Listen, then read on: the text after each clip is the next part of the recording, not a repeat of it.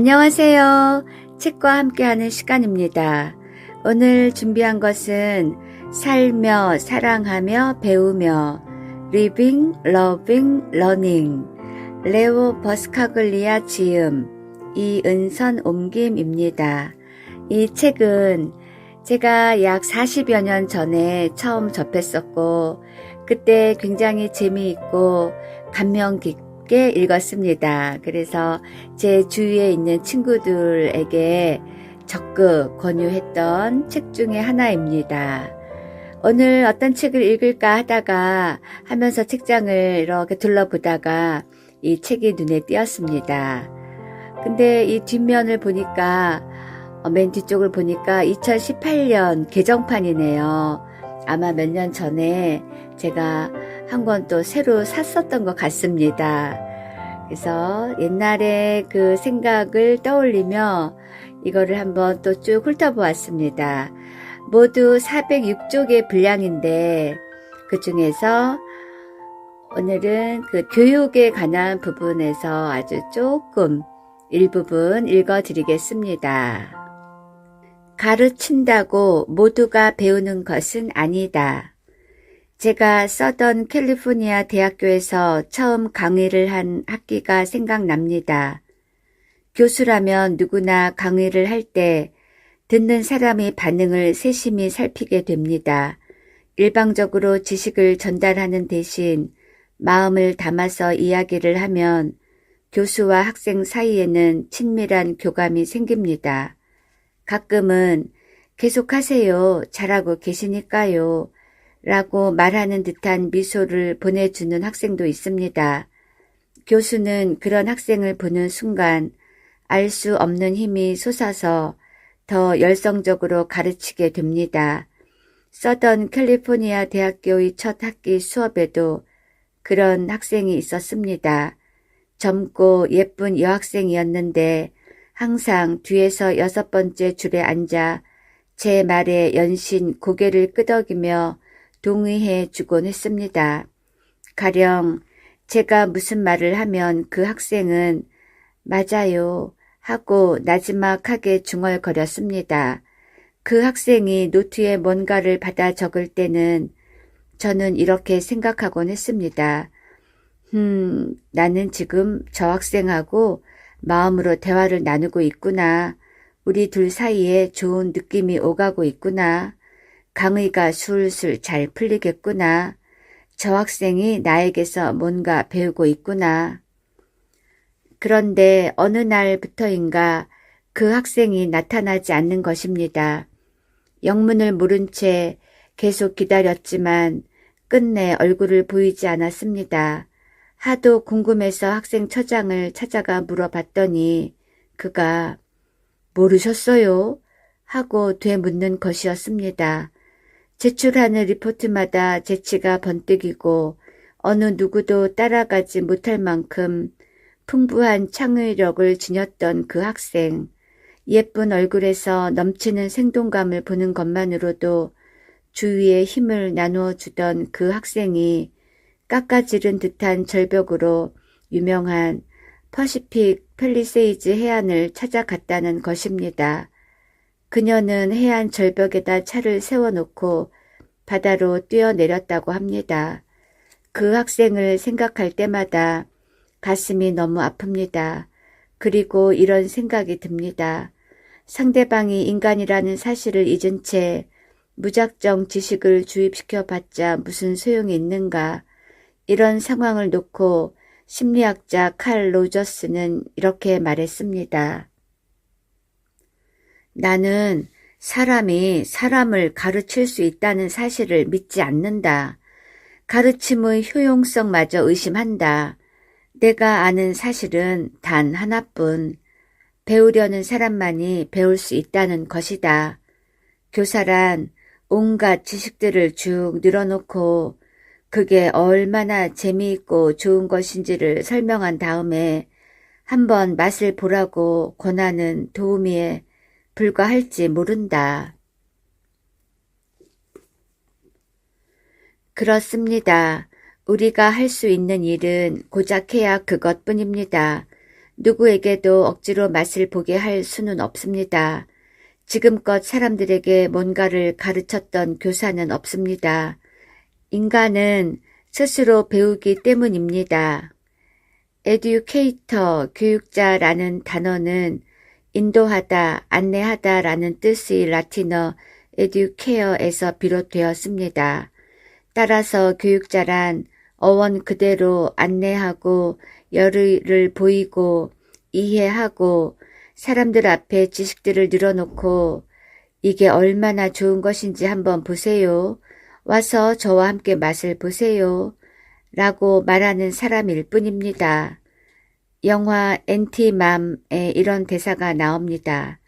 삶이란 축제 같은 거야. 죽음을 갈구하는 사람이야말로 제일 바보 같은 인간이지.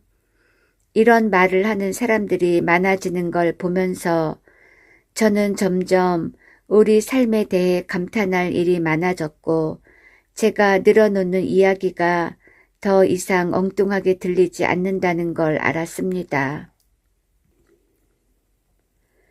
가르치기 전에 사랑이 먼저다. 위대한 사회학자 피트림 소로키는 사랑의 방식과 힘이라는 저서의 서문에 이렇게 썼습니다.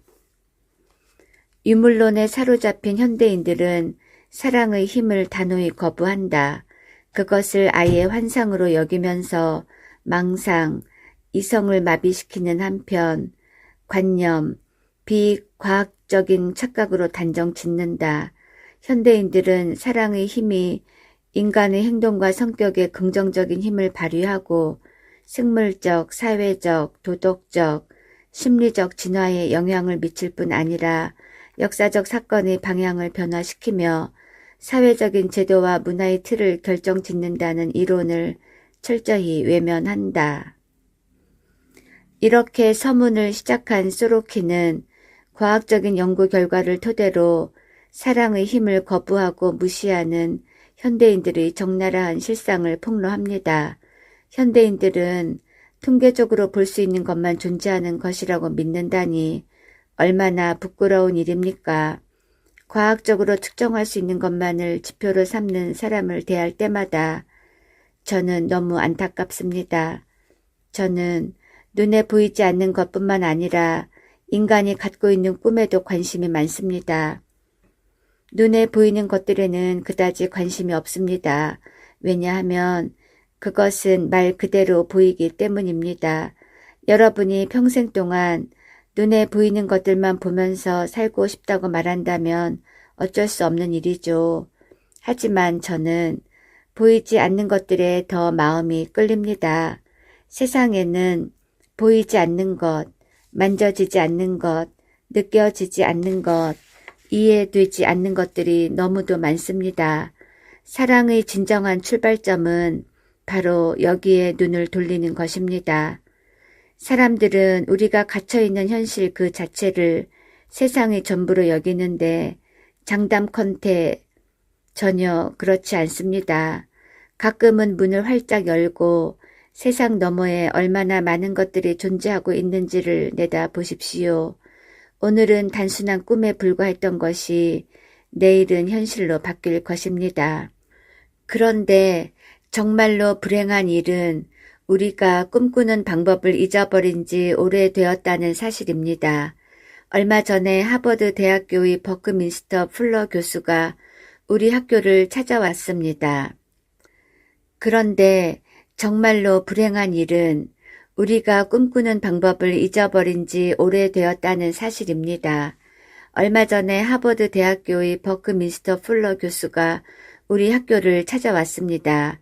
그는 원고도 칠판도 시청각 자료도 없이 그저 작은 마이크 하나만 가지고서 3,000에서 4,000명에 달하는 청중을 3시간 15분 동안 사로잡았습니다. 그는 희망과 미래를 주제로 많은 명언들을 남겼는데 이런 대사로 마지막을 장식했습니다. 나는 미래에 대해 무한한 희망을 안고 있습니다. 내가 희망을 갖는 이유는 3가지, 진실과 젊음과 사랑 때문입니다. 그는 이 말을 끝으로 마이크를 놓고 무대에서 내려갔습니다. 그렇습니다. 진실, 젊음, 그리고 사랑. 그것이 바로 내일에 대한 희망이자 인간이 가질 수 있는 최대의 무기입니다. 이제는 사람들이 사랑에 관심을 기울이기 시작하는 것 같습니다. 그것도 아주 뻔뻔스러울 정도로 말입니다. 그렇다. 이제는 정말 우리 인간들이 사랑으로 돌아가야 할 때인지도 모른다 라고 외치면서요. 그렇기에 다시 찰스 이 실버먼의 말이 떠오릅니다. 학교는 터무니없이 애정이 부족한 곳이 되어버렸다. 학교가 아이들의 목을 조르고 창의력과 기쁨을 말살시키는 재미없고 무의미한 공간으로 전락해버렸다. 학교는 세상에서 가장 흥미진진한 공간이 되어야 합니다. 배움이야말로 세상에서 가장 재미있는 일이니까요. 무엇인가를 배우는 것은 실로 엄청난 일입니다. 무엇인가를 배울 때마다 사람은 새로워지니까요. 새로 알게 된 지식에 맞춰서 주변을 다시 정리하지 않으면 인간은 단 한 발짝도 전진하지 못합니다. 따라서 저는 지금부터 진정으로 사랑할 줄 아는 인간이란 누구인지에 대해 잠시 말을 하려고 합니다. 사랑할 줄 아는 교사라는 표현을 쓸 수도 있겠지만 그건 싫습니다. 여러분은 교사이기 이전의 인간이기 때문입니다. 아이들은 주위 사람들에게 아주 쉽게 동화되지만 이상하게도 교사들에게는 쉽게 동화되지 못합니다. 왜 그럴까요? 하나의 인간이 아니라 교사로서 아이들 앞에 서는 바로 그 순간부터 이상한 말만 늘어놓기 때문입니다. 사회는 교사를 양성해 아름다운 인간으로 교육 일선에 내보냅니다. 그런데 그들이 막상 교단에 서면 뭐라고 말합니까? 친구들이 기다리잖니. 얘야 좀 빨리 걸으렴. 교사의 말을 듣고 그 아이가 어떤 생각을 할지 눈에 선합니다. 넌 참 예쁘게도 앉아있구나. 여러분들도 이 학생처럼 언제나 단정해야 된단다.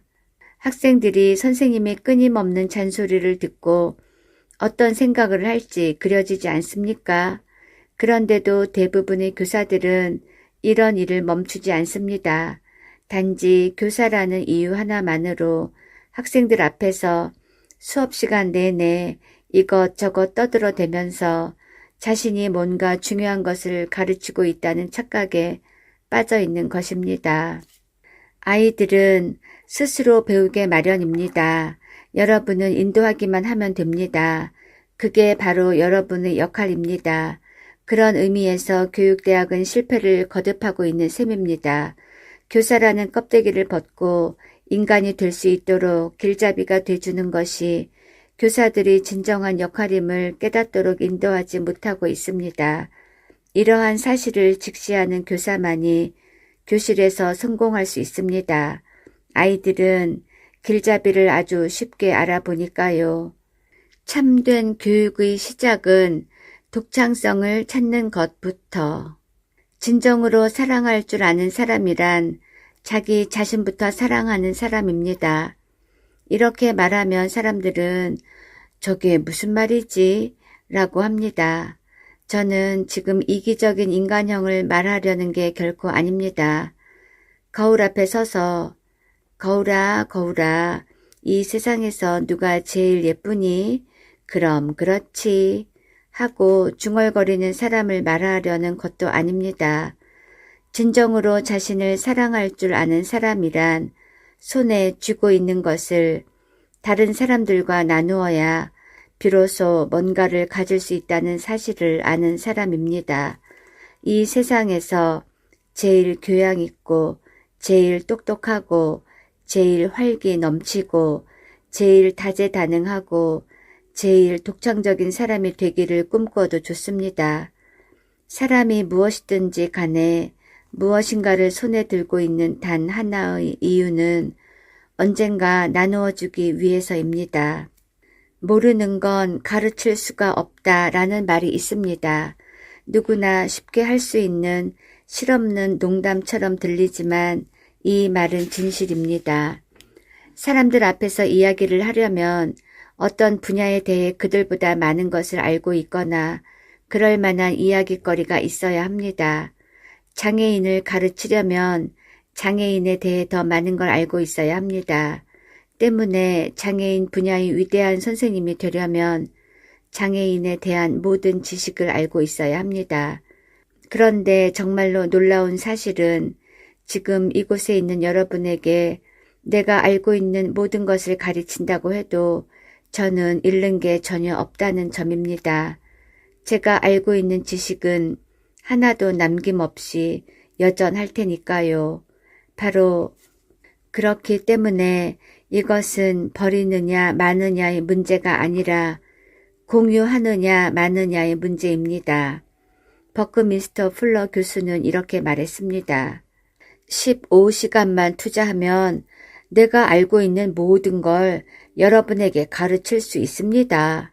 단지 15시간만 투자하면 자신이 알고 있는 걸 모두 가르칠 수 있다니 정말 놀라운 일입니다. 하지만 설령 그렇게 한다고 해도 그는 지식을 잃는 게 아닙니다. 그 지식은 여전히 버크민스터 풀러 교수의 머릿속에 남아있을 테니까요. 사랑도 마찬가지입니다. 기회만 주어진다면 저는 여러분 모두를 똑같이 사랑하겠습니다. 그렇게 한다고 해도 지금 이 순간 제가 갖고 있는 사랑의 양과 사랑할 수 있는 힘에는 조금도 변함이 없을 것입니다.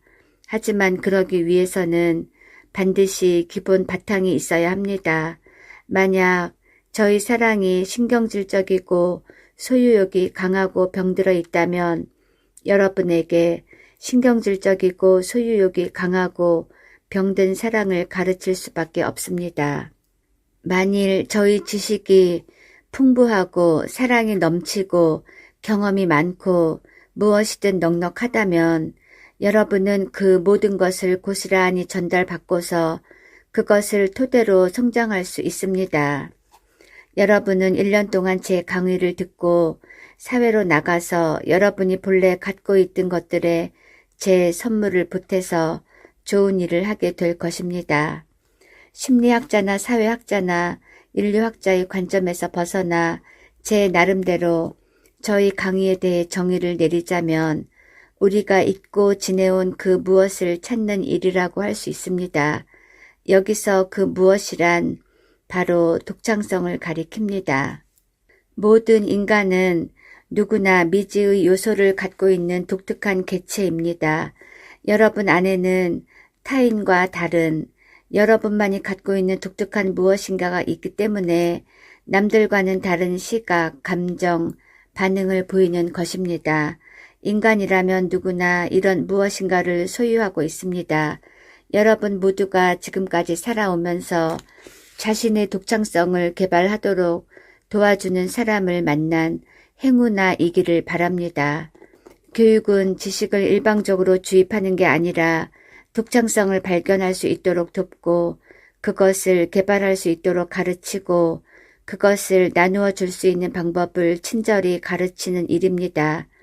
이 강의실에 있는 사람들 모두가 각자 독특한 인간으로 성장할 수 있도록 교육을 받은 적이 있다면 이 세상은 어떻게 되었을까요? 유감스럽게도 우리의 교육 시스템은 사람들을 모두 똑같이 만드는 것만이 유일한 목적인 것 같습니다. 그런데 더 유감스러운 일은 우리 교육이 사람들을 모두 똑같게 만들면 성공했다고 생각하는 사실입니다. 따라서 대부분의 교사들은 학생들을 앞에 앉혀놓고 이런 생각을 하게 됩니다. 난 너희 독창성 따위에는 관심이 없어. 오직 너를 나와 똑같은 인간으로 만드는 것에만 관심이 있지. 네가 얼마나 나를 닮느냐에 따라 내가 얼마나 훌륭한 교사인지 판가름이 나는 거니까. 빠르게 달리는 토끼에게 하늘을 나는 수업을 한다. 제가 자주 인용하는 이야기 중에 동물학교 이야기라는 게 있습니다. 교육자들이 예전부터 화제거리로 삼아온 아주 재미있는 이야기입니다. 우리는 이 이야기를 듣고 실수를 금치 못하면서도 아무것도 바꾸지 않았습니다. 토끼, 새, 물고기, 다람쥐, 오리 등 수많은 동물들이 모여 학교를 만들기로 했습니다. 그런데 토끼는 달리기를 수업에 넣어야 한다고 했고 새는 날기를 수업에 넣어야 한다고 했습니다. 그러자 물고기는 헤엄치기를 수업에 넣어야 한다고 했고 다람쥐는 나무 오르내리기를 수업에 넣어야 한다고 했습니다. 모두들 자신의 특기를 수업에 넣어야 한다고 고집했기 때문에 동물들은 이 모든 걸 과목으로 만들고 동물학교 학생이라면 하나도 빠짐없이 수업을 받아야 한다고 결정했습니다. 토끼는 달리기를 잘했습니다. 어느 누구도 달리기에서 토끼를 따라잡을 수는 없었습니다. 그런데 학교에서는 토끼가 날기 수업을 받으면 지적으로나 정서적으로 좋은 경험이 될 것이라고 했습니다. 그래서 선생들은 날기를 가르치겠다는 일념하에 토끼를 높은 가지 위에 세워놓고 토끼야 날아봐, 날아보라니까 라고 했습니다. 불쌍한 토끼는 가지에서 뛰어내렸고 결국 다리가 부러지고 머리를 다치고 말았습니다. 다리를 다친 토끼는 이제 달리기에서조차 A가 아니라 C를 받게 되었습니다. 그리고 노력을 인정받은 덕에 날기에서 D를 받았습니다. 학교는 이처럼 각 과목에서 고른 성적을 받은 토끼를 보면서 자기들의 교육 방법에 대해 스스로 만족했습니다. 새의 경우도 마찬가지였습니다. 날아다니는 일이라면 누구도 새를 따라잡을 수가 없었습니다. 공중 고개를 할 정도였으니 당연히 A였지만 두더지처럼 땅을 팔 줄 알아야 한다는 게 선생들 주장이었습니다. 새는 이 수업을 받다가 날개와 부리 등 온몸이 다치는 바람에 결국엔 날 수 없게 되었습니다. 하지만 학교 측은 아주 흐뭇한 얼굴로 새에게 날기 과목에 C를 주었습니다. 다른 동물들도 다 이런 식이었습니다. 그런데 누가 이 학교를 수석으로 졸업했는지 아십니까? 어느 과목에서나 지지나 취급을 받던 뱀장어였습니다. 뱀장어는 거의 모든 과목을 그럭저럭 다 잘할 수 있었기 때문입니다. 문제는 모두 이것이 잘못되었다는 사실은 알면서도 아무런 조치를 취하지 않았다는 사실입니다. 여러분은 천재일지도 모릅니다. 이 세상에서 가장 위대한 문학가일지도 모릅니다. 하지만 삼각함수 시험에 통과하지 못하면 대학교에 들어갈 수가 없습니다. 도대체 무엇을 위한 제도입니까? 모든 과목에서 그럭저럭 잘하는 사람이 되기를 원하는 교육제도 아래에서는 여러분이 어떤 사람인지는 전혀 중요하지 않습니다. 나는 나무 오르내리기는 배우고 싶지 않아요.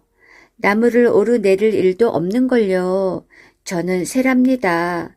그런 수업을 받지 않아도 나무 꼭대기까지 아주 쉽게 날아오를 수 있는걸요. 누군가 이렇게 말하면 교육자들은 미간을 찌푸리면서 이렇게 대꾸합니다. 그렇게 생각하면 안 된다. 여러 과목을 두루 접하는 것이 지적인 성장에 필요할 뿐더러 정서적으로 더 좋은 경험이 되거든. 한 사람 한 사람이 독특한 개체인 우리는 남들과 똑같아지는데 만족해서는 안 됩니다. 그러니 제도에 맞서 싸워야 합니다. 저는 지금도 대학원생들에게 교육학을 가르치고 있는데 그들이 남의 생각을 그대로 본뜨는데 얼마나 익숙해져 있는지 매번 놀라울 뿐입니다. 독창적인 생각 따윈 없습니다. 그저 교수가 하는 이야기를 앵무새처럼 그대로 따라할 뿐입니다. 그런데 정말로 불행한 일은 이런 학생들을 나무랄 수가 없다는 사실입니다. 왜냐하면 초등학교 때부터 끈질기게 그런 식의 교육을 받고 자라왔기 때문입니다. 창의적으로 발상하라고 말하면 학생들은 겁부터 먹습니다. 정말로 그렇게 하라는 말씀은 아니겠지요? 우리가 태어나면서부터 갖고 있던 독창성이라는 나무는 도대체 어떻게 된 것일까요? 사람들은 모두가 똑같아지고 모두가 여기에 만족합니다. 진실로 사랑할 줄 아는 사람은 자신만의 독창성을 개발하기 위해 홀로 애를 쓰고 그 독창성을 유지하기 위해 세상과 혼자 싸우는 일을 두려워하지 않습니다. 살며 사랑하며 배우며 중에서 교육에 관한 부분 아주 일부분 읽어보았습니다. 감사합니다.